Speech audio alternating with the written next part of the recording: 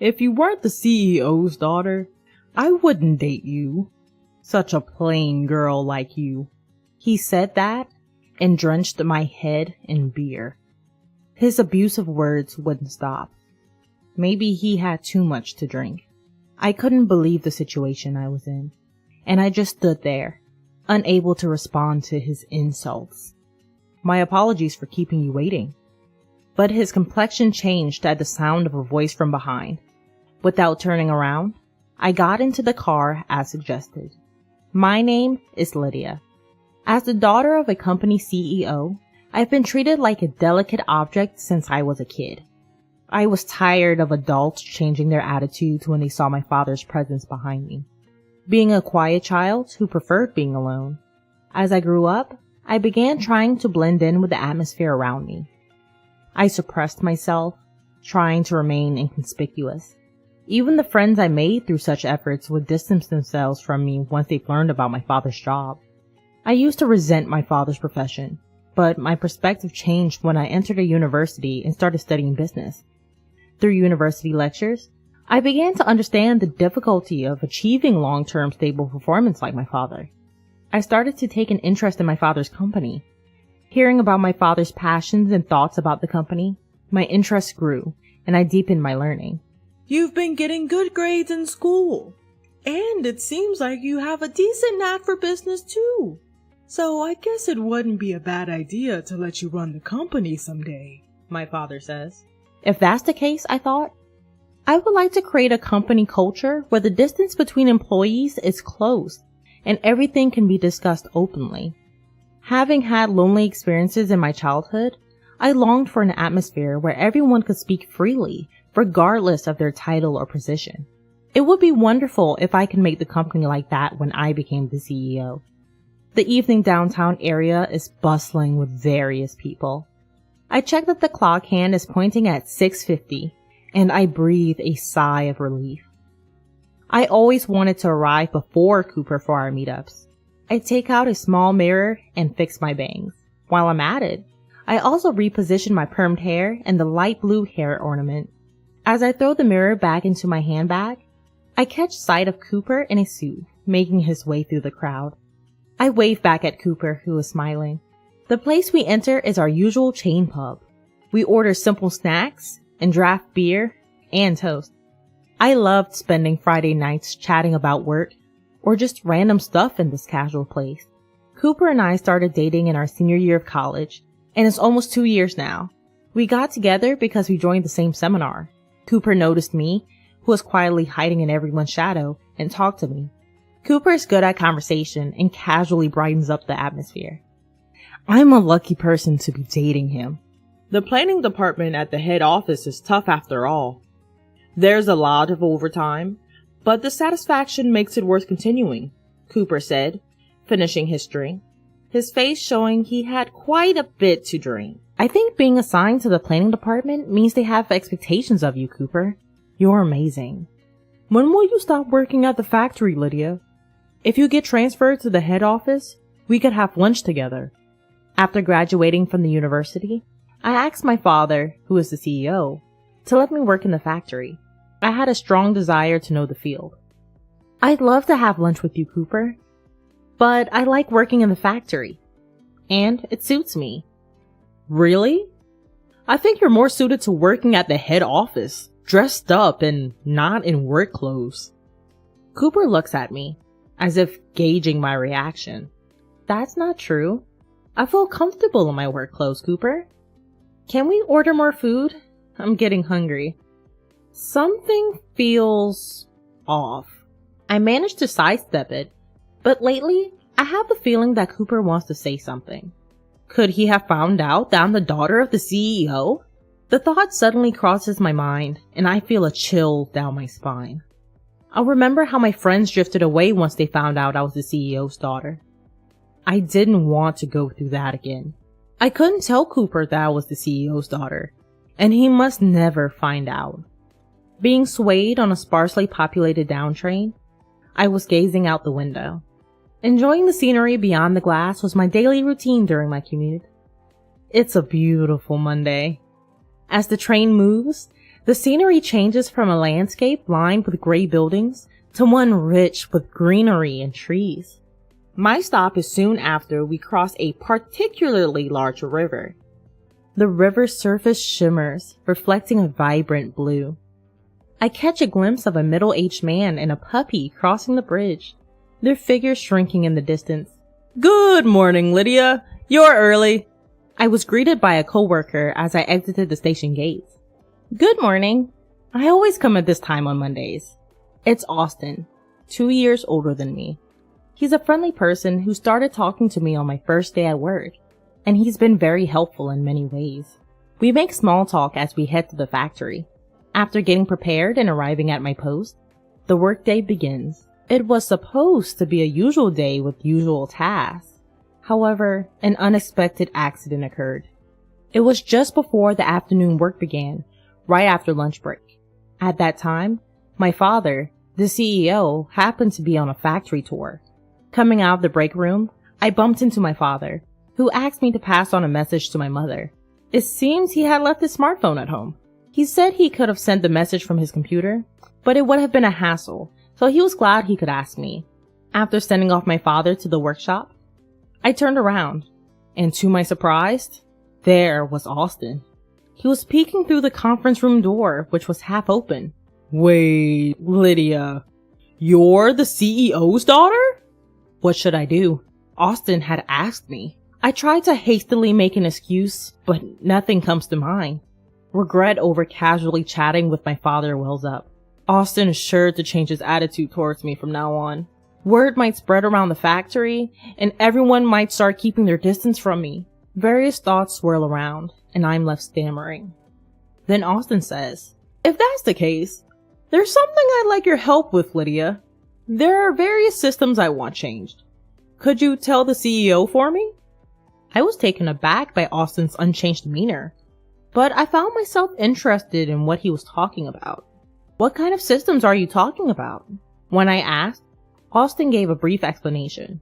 I wanted to know more, but it was almost time for work to start. We decided to discuss the details after work and return to our posts. We both hurried to our respective workstations. Even after finding out I was the CEO's daughter, Austin didn't change his attitude towards me. On the contrary, he acted as if it was no big deal. I felt a weight lift off my shoulders as I climbed the stairs to the workshop. Now, I'm sitting across from Austin at a fast food restaurant near the station. Our conversation from earlier in the day has taken an unexpected turn. To put it bluntly, Austin's hope was for decision-making power to be given to the factory floor. He explained that in the current system, any changes to the standard manual requires approval from headquarters. This is necessary even for the most minor changes. After the factory submits a request for approval, an inspection is conducted by headquarters. It then takes time to receive approval. Often, by the time approval is granted, the situation has changed and the change is no longer necessary. However, it takes effort to cancel the application. While finishing his double cheeseburger, Austin said, "So, Lydia, I was thinking of asking the CEO, but that's impossible, right? Still, I can't help but wonder if there's something we could do." I was hesitant. I wasn't sure if this was something I could ask my father. Well, asking the CEO might be difficult, but it does seem like the situation should be changed. Right? You think so too? Let's take action.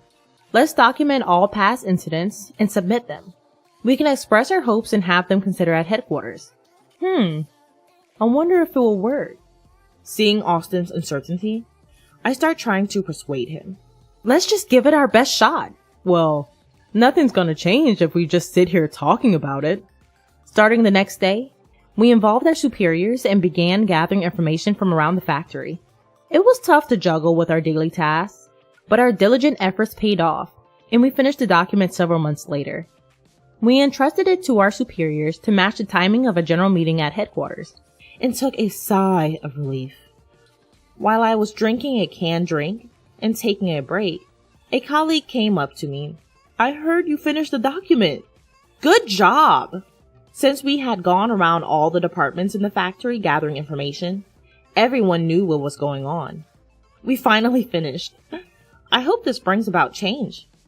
I'm sure it will be fine. But I was surprised by your initiative, Lydia. You really do have the CEO's blood in you. Wait, how do you know about that? Sorry, I heard it from Austin. I was curious about why you were taking action. Don't worry, I'm the only one who knows. Is that so? Although I felt a bit complicated, I thought my colleague was telling the truth. It'd be great if you became the CEO, Lydia. You're very diligent and hardworking, and you really went above and beyond for the factory this time. I could never be the CEO. When I laughed it off, my colleague laughed along, saying, I guess so. This person, with laughter lines appearing at the corner of his eyes, is a veteran who has been working at the factory for more than 20 years. He, like Austin, treated me with a consistent demeanor, a constant calmness and brightness that never changed. Several months later, our superior returned from the general meeting and loudly called everyone to gather. What's going on? The employees who gathered asked. The authority at the site has been partially changed. Hearing these words, the employees began to murmur. I instinctively looked for Austin. Then, on the outskirts of the crowd, he noticed my gaze and responded with a triumphant pose. Although not all of our wishes were granted, it seemed fair to say that nearly half of them were. That day, everyone took turns congratulating me, and I felt very happy. Filled with a sense of achievement and even more motivation, I am enjoying fulfilling days.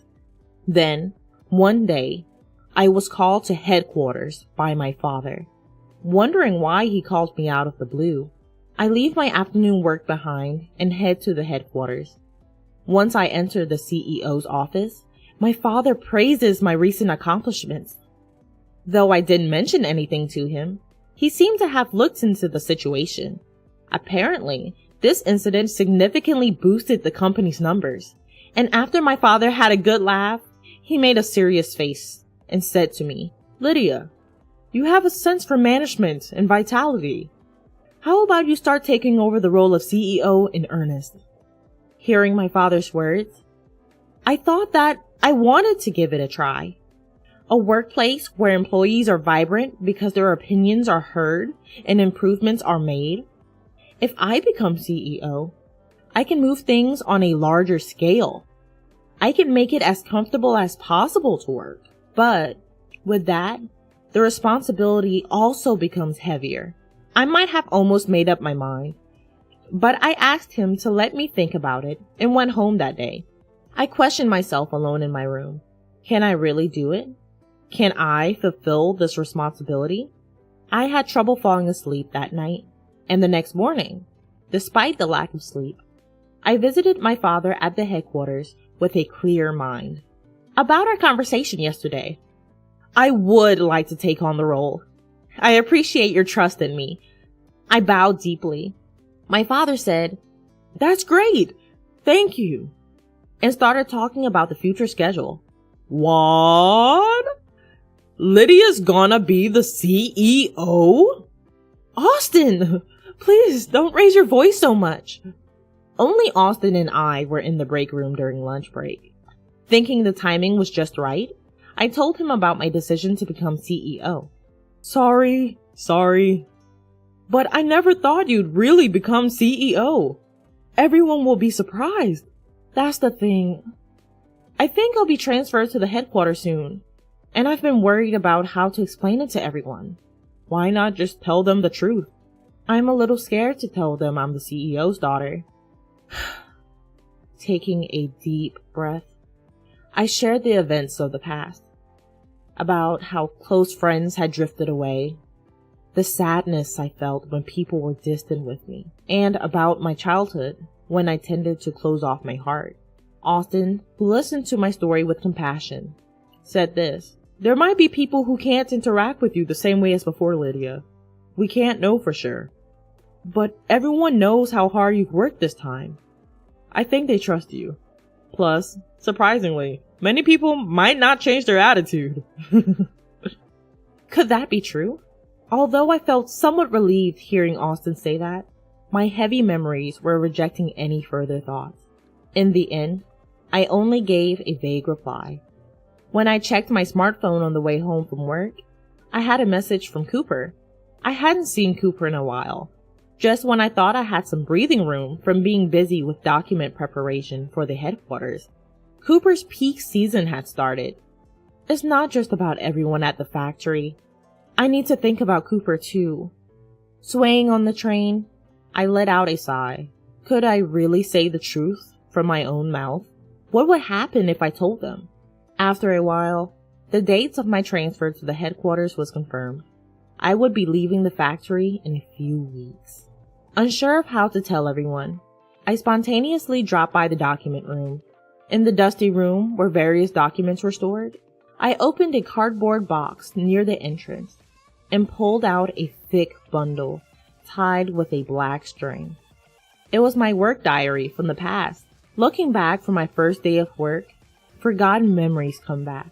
The times when I was a novice who knew neither left nor right. When I was taught work carefully. When a senior colleague spoke to me as I learned the job. And when someone treated me to canned coffee when I was down about making a mistake. As I looked at the diary, my mind became set. It's not about whether they accept me or not. I'll convey the truth with gratitude for everything so far, and sincerity. With that decided, I left the document room. On Monday's morning assembly, I was to tell my colleagues about my transfer. Prompted by my boss, I stepped forward and bowed. Wondering what it was about, everyone was waiting for me to speak. Austin and a colleague who knew the situation were watching from the back of the circle. I told them that I was the CEO's daughter and that I was going to take over the company, and I expressed my gratitude. To my surprise, I was able to say it smoothly, as if I had never been troubled. While being surprised at myself, I looked at everyone's reactions. While they seemed to be shocked, Austin raised his voice saying congratulations, and more voices of agreement followed. Somehow the atmosphere softened and I felt relieved. I gratefully received the encouraging words, feeling refreshed. Later, everyone invited me out for drinks. They said it was a celebration for my becoming CEO, so we headed to a pub, much like a year-end party.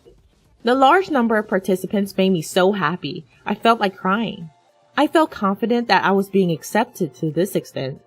Since it was a celebration, they booked a different restaurant than usual, and we all got on the train. We got off after about 15 minutes, arriving at a popular pub known for its delicious seafood. We livened up the place with random chats, and as the drinks flowed, I was wrapped in a fluffy sense of joy. After a while, I checked the time, and nearly 2 hours had passed. Wanting to sober up a bit, I headed to the restroom. The pub was bustling at 8 p.m. Every seat was filled. As I was looking around, intrigued by this first-time visit, a familiar voice caught my ear. Involuntarily, I paid attention. The voice seemed to be berating someone. Contrary to my desire to leave immediately, my body was moving toward the source of the voice.